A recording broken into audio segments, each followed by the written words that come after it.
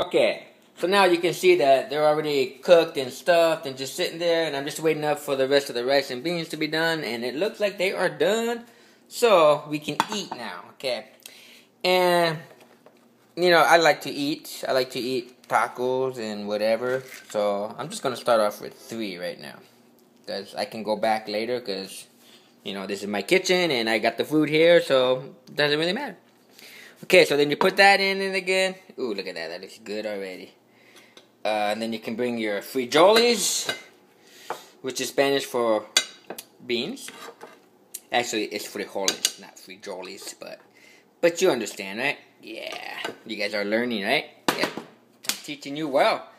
And the rice, of course, the rice, I just tasted it. It's all right. Like I said, it's just the store-bought generic instant, but it's all right.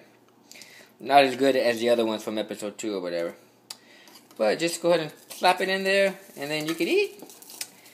And then you can add it with some salsa, hot sauce, whatever. And then you got your little order plate right there. That's pretty good, man. 3 taco rice bean combo for Joe is ready. Come and get it. Till then, I'll eat you later.